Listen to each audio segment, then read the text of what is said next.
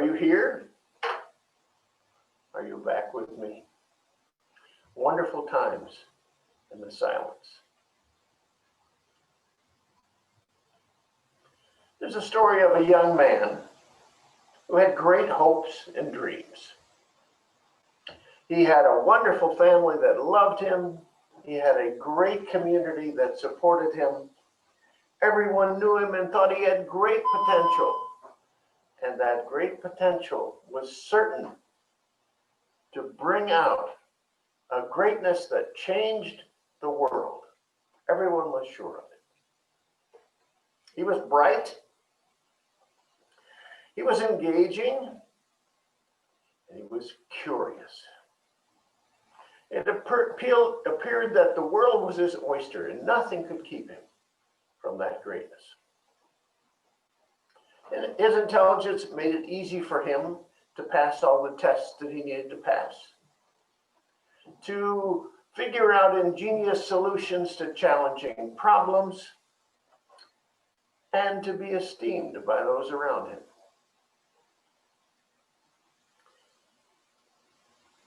He had many friends. His engaging nature compelled people to assist him and support him in his journey. But it was his curiosity that stymied him. He was insatiably curious.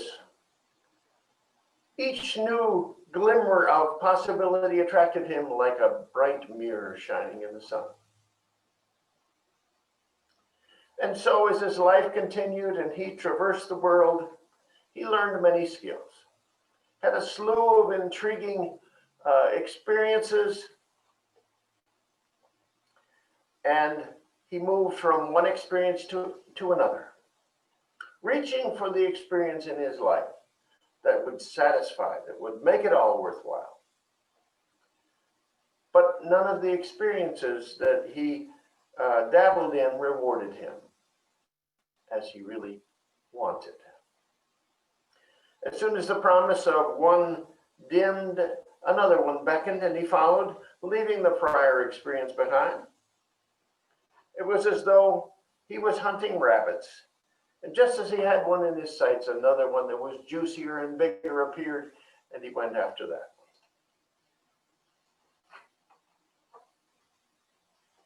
The rush to get bigger, for it to be better, never ended for this young man. And after many years, his zest for life flagged, and he wondered if he would ever find the satisfaction that he longed for. The greatness that had been predicted for him. It was then that he happened on a wise woman who invited him to stay at her bustling house, and exhausted by his exploits, he accepted the invitation, agreed, and he was situated in a beautiful, large room with a door opening onto a garden where all of his needs were met. He was brought sumptuous meals, and he had time for himself to rest. The wise woman came to visit him every day, but she demurred from conversation and simply sat with him. This continued for many days. Surprising himself, he stayed on. He was still there. And one day, the wise woman broke her silence.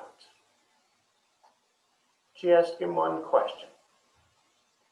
Who are you really? And nothing more. Shortly after she left. The man was now middle-aged, and he was transfixed by the question, and he reflected on it nonstop.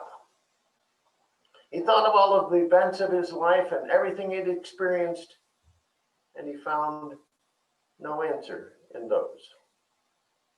Eventually, he went within himself to discover a gift that came to the fore just kind of magically. And that gift was the gift of encouragement. He was an encourager. This excited him. He couldn't wait to tell the woman that he had this gift. He couldn't wait to get out and exercise this gift. And the next day she came and they sat, and she was quiet for a while. He eventually quiet with her, and then she asked a second question. The question she asked was, how will you express this gift? Well, as he reflected on that question, his imagination took charge, and he began to think, oh, I could express it this way, or I could express it this way. And he was excited again, and he couldn't wait for her to come back so he could tell her what his imagination had brought him to. And when she returned, she came back and asked him a very third question, very important question. Whom will you serve? She asked. Who will you serve? Who will you help? Well, this put a different flavor on things. And again, he went into reflection. And he thought, I know who I will serve. I know how to express this gift. I know who I am. And I may not know it to be able to put it out and write it on a tablet, but I know, and I will know, because that knowing is within me. I tell this story as a prelude to considering the last of the 7 laws of the 7 spiritual laws of success. And that last law is the law of Dharma, and not of cause and effect, but of purpose in life. The law of purpose in life. Dharma is a word that may be strange to your ears for some of you, but it's very simply the Sanskrit word for purpose in life. The concept, however, is not foreign to us because we've all asked at one time or another, what am I here for? What is my purpose? Not the purpose of life. That's another intellectual question, a heady question that we could ask. But what is my purpose in life? You all have one. Each of us do. As Deepak says, here's the purpose. We are expressions of the divine. We have taken form in this life to fulfill a purpose.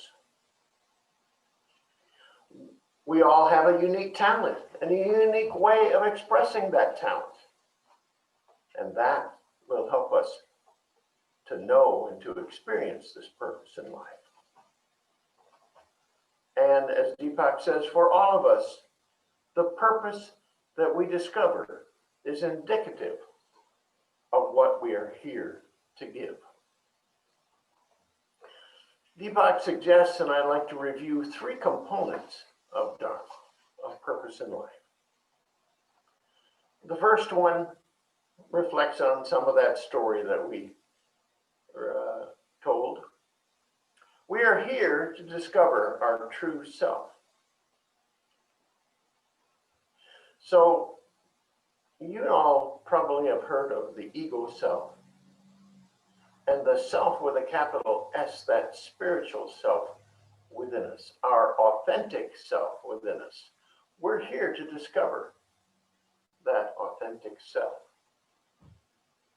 If you're like me, it may have taken you several years to begin to get any hint of what that authentic self might be, because I operated with that ego self, that pretend self, that self that always needed to be gratified.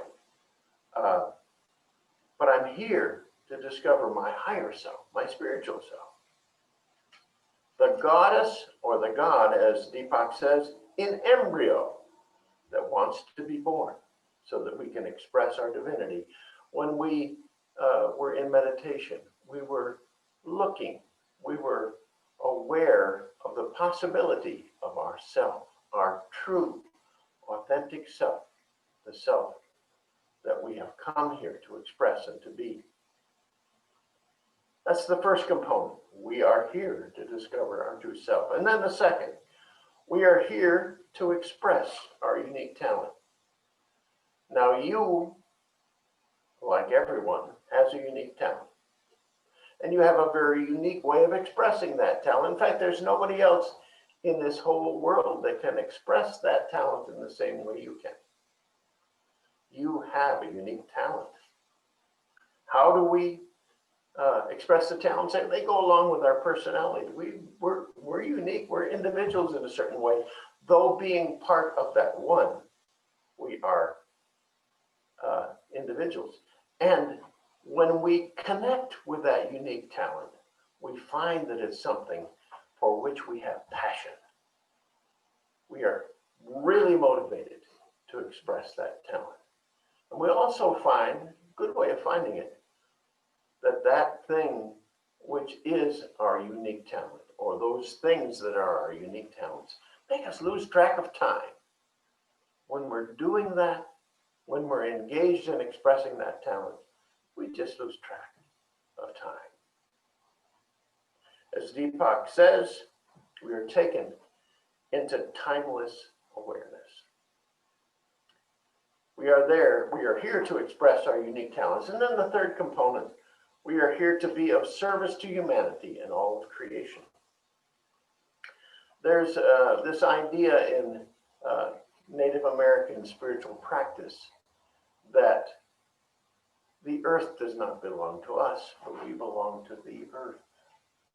We are a part of that wholeness, of that allness that is all of creation. And we are in service not only to other humans, but we are in service to all of creation. Deepak says, when you combine the ability to express your unique talent with service to humanity, then you make full use of the law of Dharma. Reminds me that we go back to that second law, the law of giving and receiving. When we have taken all that we have received, when we have taken the unique self that we are, and get that in the cycle of giving and receiving, then we are in that flow of divine energy.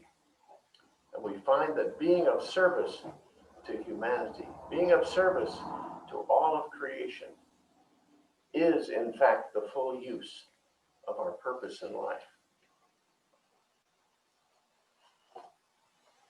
If you will allow me, I'd like to share just a little bit about my own experience. I was somewhat like that young man that was chasing rabbits and always saw a juicier one or a bigger one. I've had a very rich life. I've gotten to travel. I've had many experiences that I wouldn't trade for the world. But often I would go from experience to experience to experience, and still I know I hadn't arrived where I wanted to be. I did spend some time in India, a place where I might have discovered that Dharma, or that purpose in life.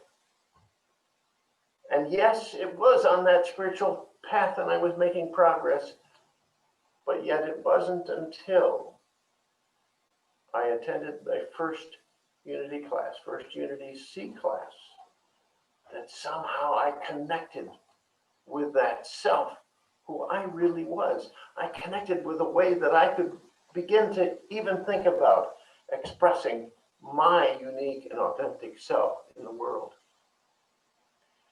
Of course, one class led to another and another and another, and soon I was at a place where I was beginning to experience the realization of my authentic self. I still, nonetheless, had some resistance. born the son of a minister, I said I would never be one. And yet that was challenged as I began to at least consider, was that a possibility? And then I arrived in Payson and eventually found myself applying for the job of spiritual leader here at Unity of Payson. And I must say that I no longer question what my purpose in life is. The expression of it may change from time to time, may actually grow or enlarge or evolve, but that purpose in life is solid within me. And I am grateful for that. And now I begin to see, oh yes, it's a journey. Now I begin to see how I can be of service to others and to all of creation. I've just gotten a glimpse of that. Just gotten a little start on that. But I know that I'm on track because I've discovered the self, the real self that's within me. I've begun to know how I can express that self in my very own unique way. And I begin to know how I can serve, what I can do to help. So the question is, how do we make that happen? How do we work with that? I'd like to suggest 3 things for you today. How do I do that?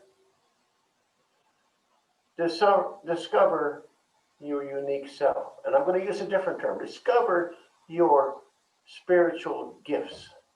Get a connection with who you are in being. Now, there are ways to do that. Not long ago at Unity, we had a class on spiritual gifts, discovering your spiritual gifts. And if you can see this is a spiritual gifts survey.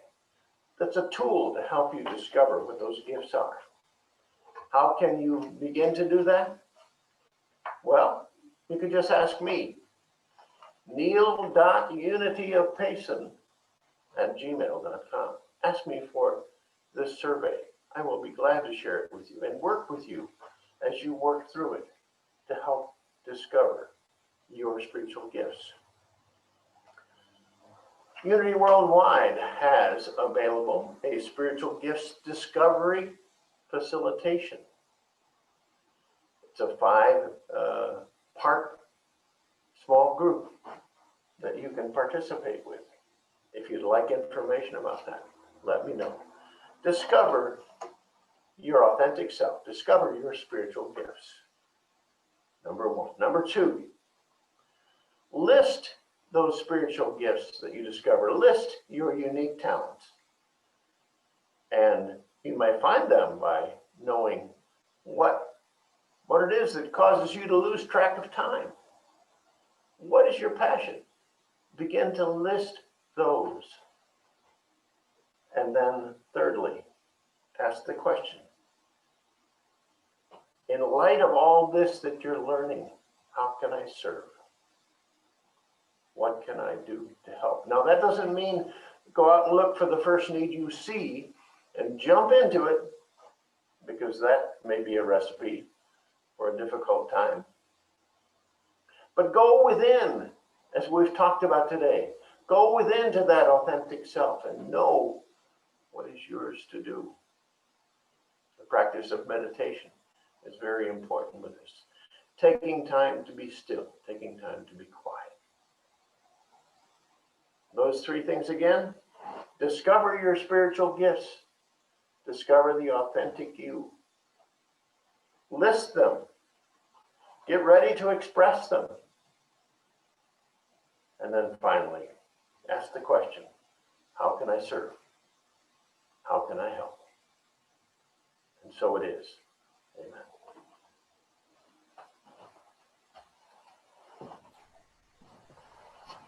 Thank you, Neil. Powerful reminders for all of us to look for and share our gifts.